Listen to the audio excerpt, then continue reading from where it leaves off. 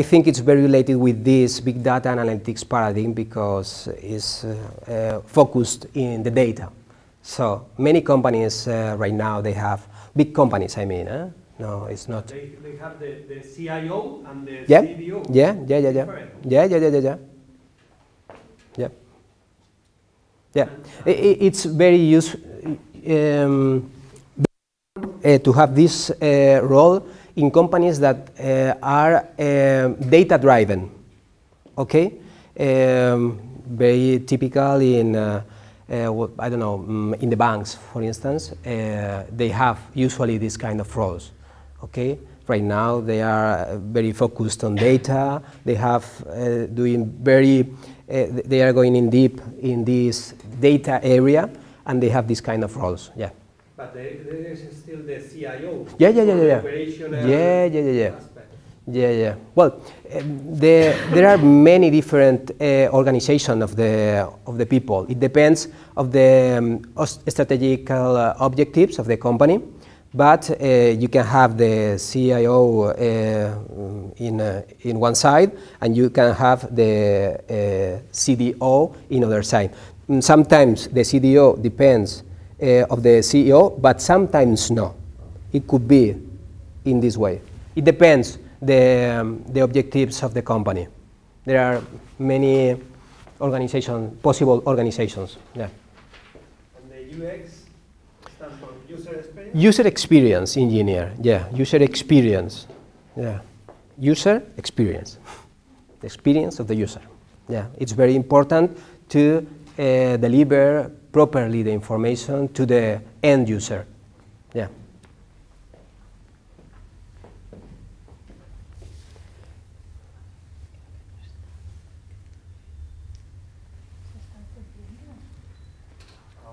Of course, if you have any other doubt or you have to ask something, please.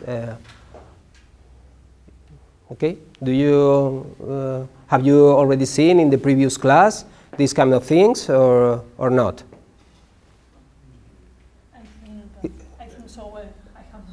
No, there is something about each DFS. Yeah, more technical. Yeah, and no SQL database. Yeah. Models and Yeah. Not the real application. Yeah. But okay. But it's interesting for you to have this perspective, or do you think we could move to other? Is it okay? They need both. Yeah, both. I think it can complement. Okay. Earlier this morning we had a lot of theory about this topics. Yeah. And now it's more practical. Yeah. Okay. Okay. Yeah. And I have other examples, real examples, that can complement this speech as well. Okay.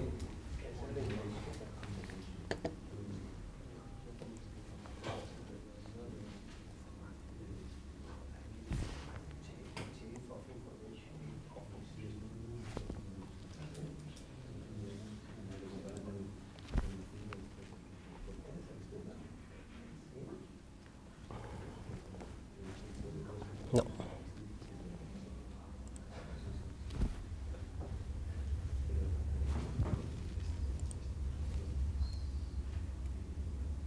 Just a moment.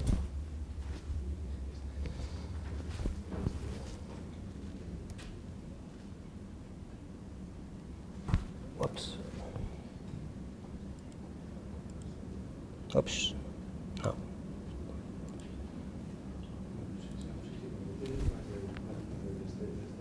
Okay. Now we were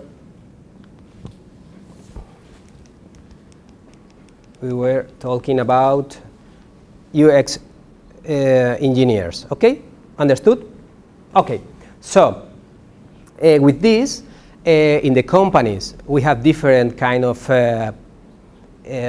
ways to deploy the big data analytics projects, mainly on cloud or on premise. Okay? Have you already heard these concepts? Of course, cloud. I think you already understand. And on premise, do you know what on premise means? Okay. Cloud means that it's in anywhere, the cloud. We don't know where, but it's in the cloud, anywhere. We don't know where the information is exactly. Well, maybe we know that it's in Ireland or in Paris or in Amsterdam, but it's not with us. An on-premise system is something that we have in our own company. Okay? It's a physical machine that we have in our company. Okay? And sometimes we have two systems, one in our company and other in the cloud as a backup, something like this. Okay? So there are hybrid architectures as well. Okay? So it's important to understand that the selection of one paradigm or other one depends of the strategic objectives of the company again. Okay? But I put here some topics that could help us to understand when it's useful to select one or other approach. Okay? So if you consider the expertise, we need to have in mind that on-premises systems needs to have very skilled people in the team. Okay? That has to deliver all the work, and is very expensive to attract and retain them, because there are many movement of people in this area, because more and more the people is better paid, so the people moves from one company to other. So in cloud we don't have this problem in that sense, because they assure that you have the necessary expertise, and they can assume that. So in this topic, the advantage is on cloud. Okay? Okay, if we need a system that has to be working and monitored 24 hours by 7 days per week, in this case, it's better. Well, it's better. These are generical topics, so depends in detail of the case of the company. But in general, in a general sense, in this case, it's an advantage for the on-premise, because we have control of our system. We don't have to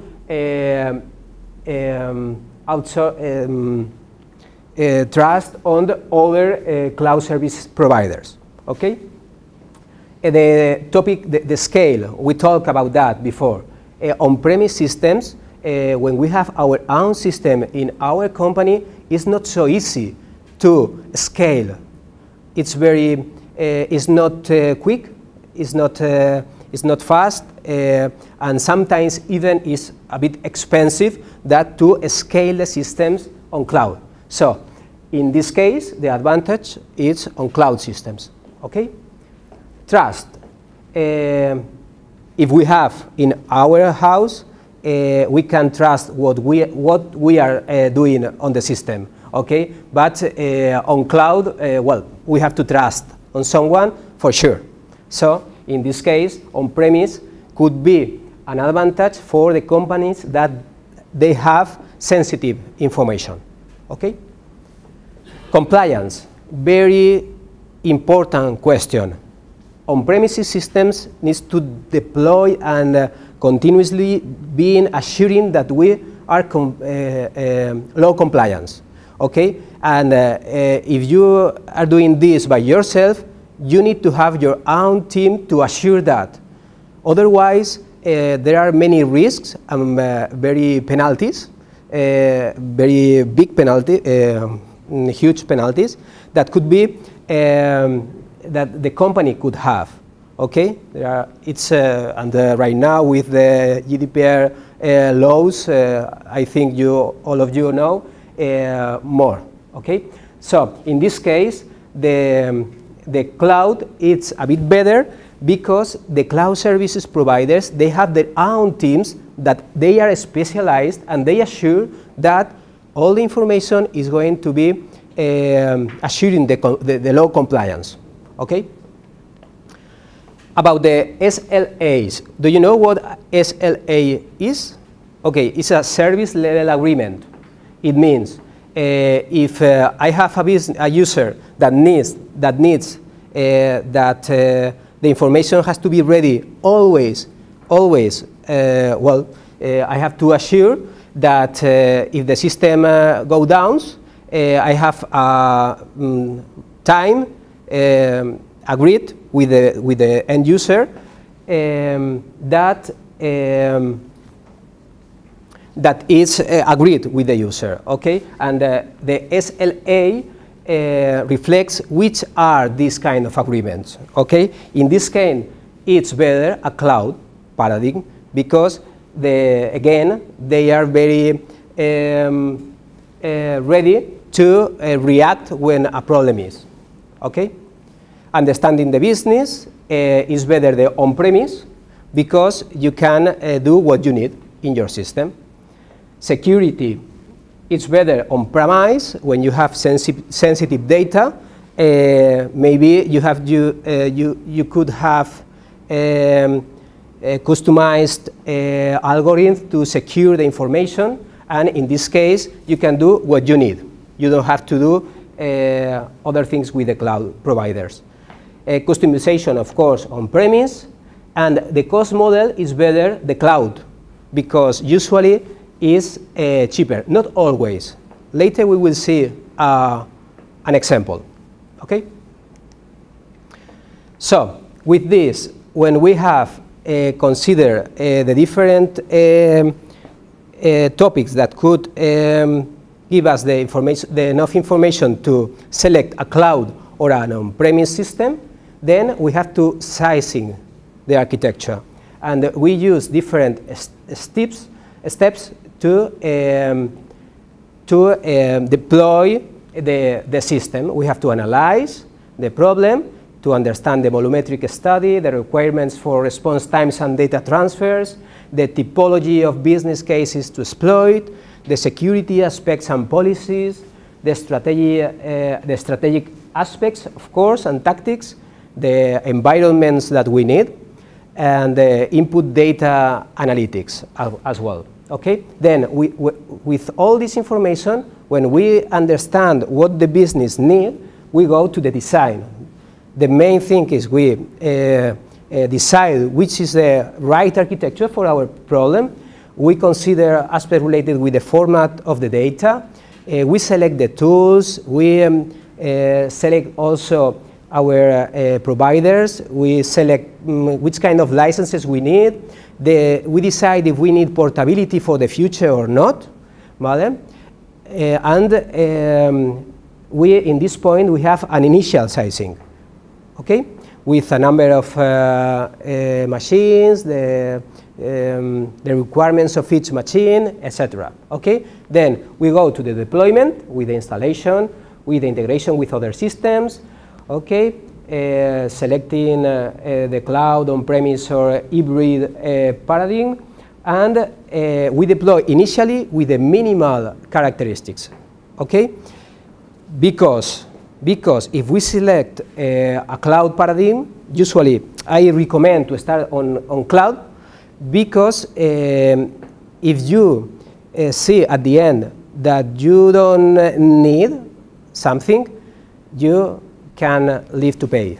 You don't need to pay anymore if you don't want. Okay, you can have a year or 2 years what you need per month. Okay, but if you invest in an on-premise architecture, maybe later you cannot go back.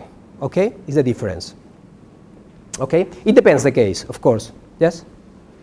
What's hybrid? Well, hybrid means that you combine both. Both of them? Yeah. Yeah, you could have systems on-premise and cloud. Yeah. Okay.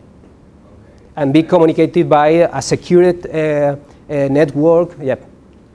Yeah, what is private cloud and public cloud? It's also in cloud, but that's the difference. Yeah, but on-premise, I mean, it's in the company, in the building of the company. Yeah. Cloud is other provider. Is the difference. All right. Okay? An hybrid means that you connect both systems. Okay? That's the meaning. Okay? Okay? The security is the same. The security, combining that, Yeah. you don't have any trouble with the security of your... Well, many troubles, and many things to be deployed, and many things to assure. Yeah, of course, there are many questions to have in mind. Yeah, of course. The networks has to be secured, and sometimes that be dedicated.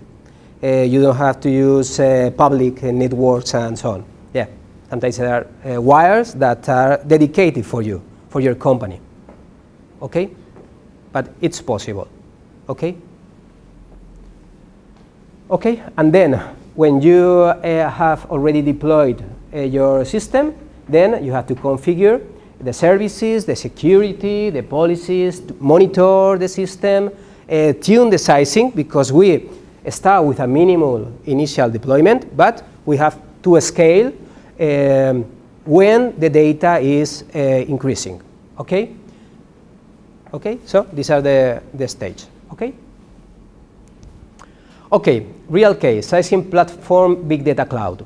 In this case, this client has some technical criteria, high level. They are the peak 12 megabytes per second. Okay, the processing of the algorithms should be performed in less than 5 minutes. The storage per day should be 30 gigabytes per day, and with 2 years of information. And of course, we have to assure some IT security policies. With this high-level technical criteria, it's more detailed, but it's high-level. In this case, we consider 3 ways to afford the problem. Okay? The first one was using proprietary product. In this case, it's Azure. I don't know if you know Azure. No? Okay, well, I have to explain something then. On cloud, there are 4 main, in my opinion, well, maybe, of course, there are many cloud providers, but in my opinion, there are 4 main providers: Google, Microsoft, Amazon, and IBM. These are the 4 principal cloud providers, in my opinion. There are many other, and it's very extended, but of course there are small companies and not so small companies that are, but this kind of cloud services are very popular in these 4 companies I said. So in this case, Azure is a service of Microsoft, okay? And we explored 2 different options. The first one was with a proprietary product. What does it mean, a proprietary product? It means that Microsoft has their own services already packaged, and then you can contract them and use directly. Okay? Very quickly, and it's already packaged, and you can use in a short time. In a short term. Okay? Sometimes in 1 hour, 2 hours, it's already deployed, the system. Okay, you have to pay, but it's already ready to to work with. The second option is just Azure. Which is the difference between both? In this case, they have a proprietary product. In this case, no. They give you the infrastructure where you install what you need. Okay, is the difference, but still is on cloud. Okay, the advantage of this versus this one is, in this case, we have portability. In the future, if we don't like to be working with Microsoft, we could migrate our system to other cloud platform. For instance, Google, IBM, and so on. Okay, this is the difference. So it's an important decision to understand where you go, where do you want to go. Okay, and the third option that we explored explored was Amazon Web Services, okay?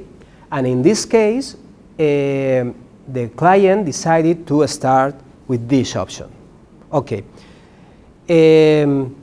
I put here some numbers, and maybe you can have an idea. Yep. I have a question. Let's assume a company that is working with one of the two main ERP products, SAP Yeah. or Oracle. I know Oracle is providing new services as Oracle Cloud. And my question is, if Oracle buys the services to Amazon or Microsoft, or they have? They have their own cloud. I exclude Oracle, but they have, of course, a very important cloud platform, and is very used. And right now, they have a marketing campaign that allows to deploy very quickly as well their services. Yeah. Yeah, they have. I said that there are many of them. I just explained 4, but there are many of them. Okay, and SAP as well. They have their own platform, and sometimes SAP HANA could be deployed as well in other clouds as well. But okay, it's answered your question. Yep. Any other question? Okay, so I put here some numbers to have in mind how much does it cost. Okay, so of course this was with all the information already in the system. In this case was 14,000 euros, and this was the selected platform. Okay, so you can think, well, if I have to pay 14,000 euros per month each month, do I need a cloud platform, or have I to buy an on-premise system? So that's what I explained before. That usually some companies, in this case, the company decided that wants to start with a cloud paradigm because they want to prove, okay, the technology. And then, if they decide that they really need it, they buy an on-premise system. So it was the case. But I think this important. This is important. Okay. Okay. I don't know. Okay, this one is not mine. I selected this slide because it represents the path that we have to follow when we are going to deploy a big data project, but I think we already talked about that. Okay, well, so then we have to deploy projects. We talked about the architecture, about systems, about business, but when we already have the infrastructure installed, we have to deploy the projects on this infrastructure. Then here I selected a slide to talk about methodology. When we are deploying data science and projects, usually we use CRISP-DM. Do you know what CRISP-DM methodology is? No. Well, it just means that we have to follow some steps to take the information, analyze the information, and deploy on the system. So, in the CRISP-DM methodology, CRISP-DM means cross-industry standard process for data mining. Okay, we have 6 steps. The first one is understanding business. That means determine business objectives, assessment of the situation, determine technical objectives, and generate a project plan. Okay? Then we have to know the data, to understand the data as well, collect data, describe the data, explore the data, and so on. Then we prepare data with the data cleaning, with the transformation, with the formatting that is needed, and then we can go to the modeling step, where we build a mathematical model that solves the problem. That, of course, at the beginning is a design that has to be tested, and we have to assure that it fits with the real problem that we have. Okay? So we model, and then we have the assessment of the model, okay? Where we evaluate the results, review of the processes, and determine the next steps that usually is to deploy in the infrastructure. Okay? Okay. Here I put some typical problems that can be solved with these business problems that can be solved with big data and analytics projects. Of course, fraud control, okay, very typical in banks, assurance companies, retailers even, okay. Risk management in assurance companies as well. Cybersecurity, performance interconnected infrastructures, log mining, okay. Understand customer behavior, the customer journey, okay. Do you know what the customer journey is? Okay. Prescription of new products and services to the client, predictions, customer value analytics, cross-selling, upselling. Do you know what cross-selling and upselling is? Have you heard about that? Yes? Okay. Identify problems with sensor devices, machines, of course, preventive maintenance. Internet of Things, typical in agriculture, construction, industry, energy, utilities, okay.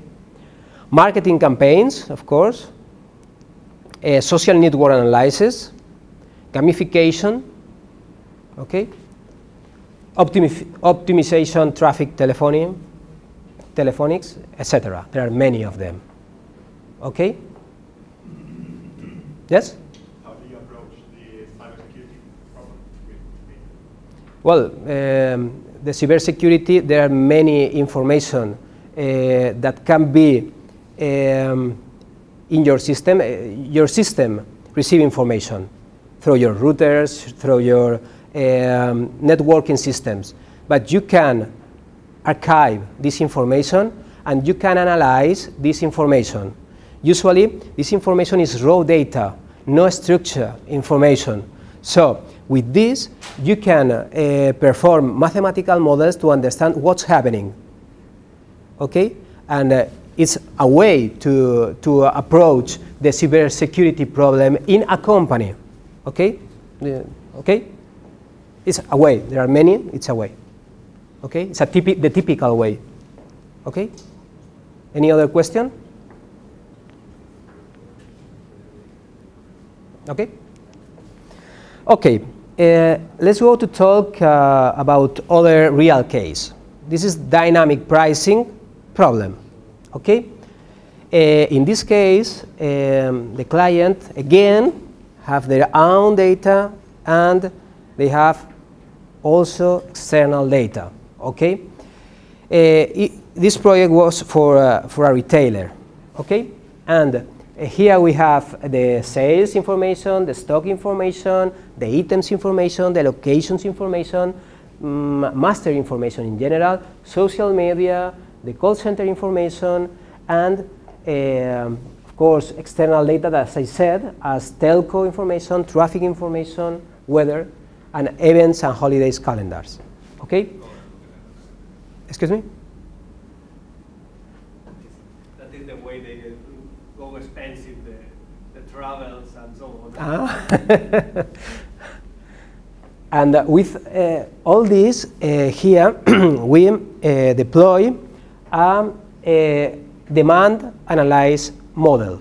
That means mathematical function that with this data represents how the sales and the stock is going to, a forecast for the sales and the stock, okay? But in this first step, we have the function, the mathematical function, okay? That should be tested and trained, okay?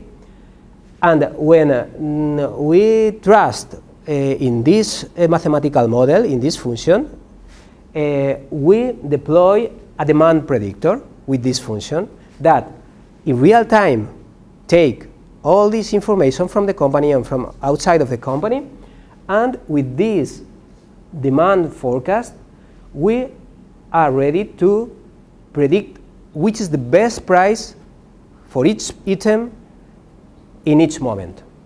Okay? So, this is something different what we did before in a BI architecture. Okay? So here we have the prices, the recommended prices for each time. Okay? Of course, we have business rules to assure. For instance, we couldn't put a price lower than the cost of the item. It's a business rule. Okay? And in this landscape, we have other pieces. Okay?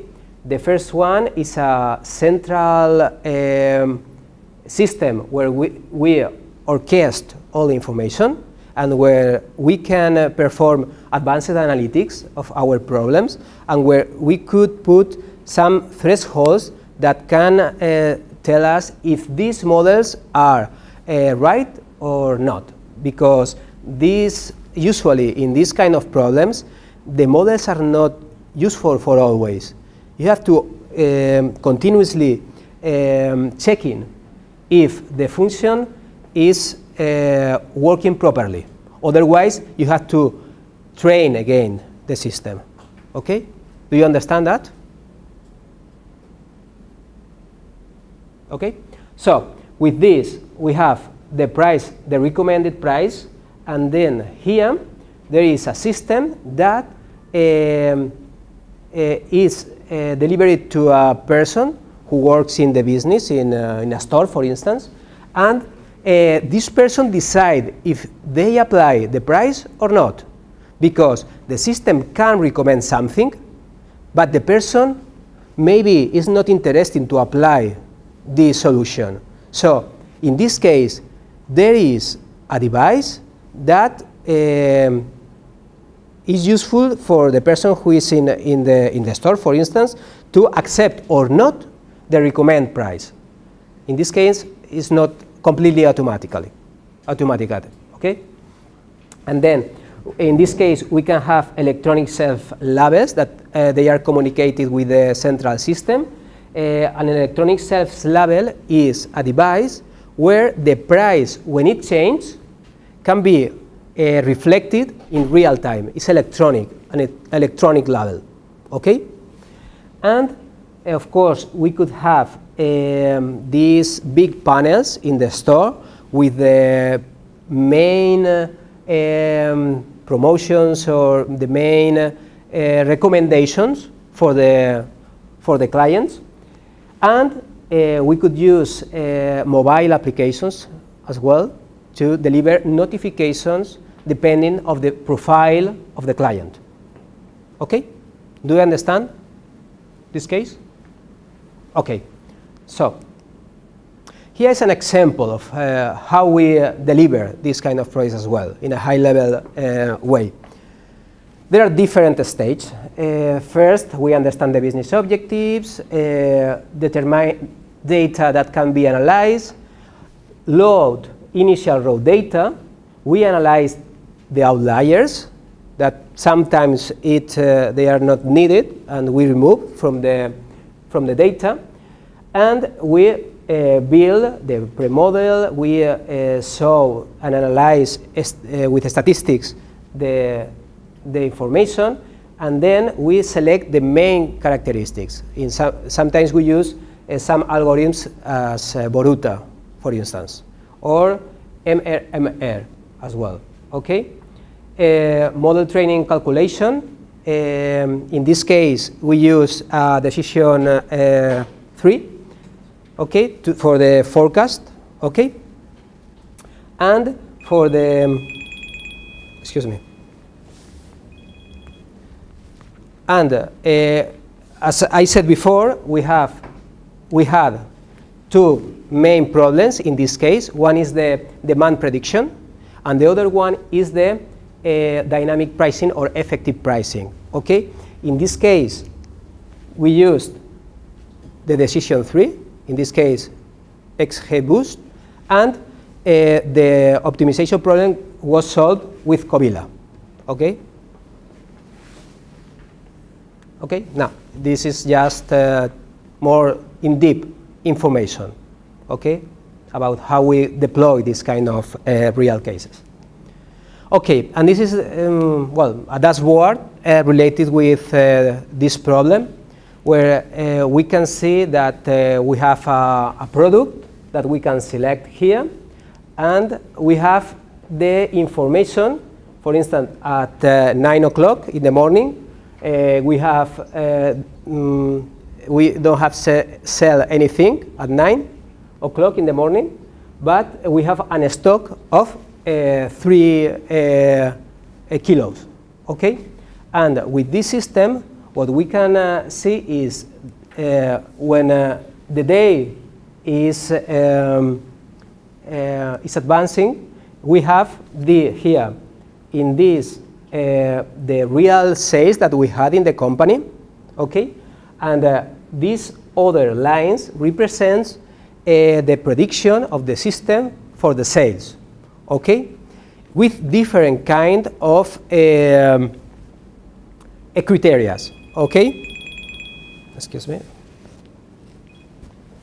Okay, in this case, the black line represents that I'm not going to change the price, so it will have a behavior, and with these other lines, we represent what could happen if I change the price in the following time. Okay, right now we are 12 o'clock. Okay. Okay, so here we have a prediction for the sales and for the stock. Okay, a forecast. Okay, and these kind of things can be used to understand what's going to happen and gives extra information to the person who is in the store to understand if they have to change or not the prices. Okay. Of course, this information is not good information. Okay, it's testing information. Okay. Okay. So, which are the main differences between BI and big data projects? So, to resume, here we have some questions that, in my opinion, are very important. The first one is, who has the need? The business, the IT department, who has the need? Okay? It's very important to have in mind that. Is the infrastructure available or not? Okay? Other important question. Is there any internal knowledge, or I have to do some outsourcing, I have to hire some people for the team? Another important question. Is it possible to concretize the result to get? Can you explain that? For instance, in the previous case, I explained the mathematical models are not so easy to explain to the business. They have to be confident in the results. Okay, and that's why I explained that in this case, in that case, we put here a decision checkpoint, because we don't, in this case, we don't want to automatically change the price. We advise the business which should be mathematical the best price for each moment. But at the end is the person who has to take the decision who decide if a price is changed or not. Okay?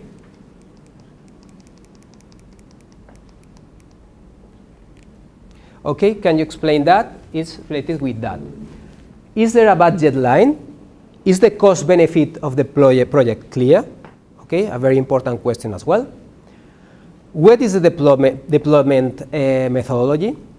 Which are the necessary profiles? And who is the sponsor? It's not the same that the sponsor is the CEO, the CIO, the CDO, or the project manager, or the end user. It's not the same. Usually in this kind of projects, usually if it's the first project that we perform with this technology, it should be sponsored at high level, okay? Otherwise, it's a bit complicated, okay? And, well, it's all. I don't know if we are on time.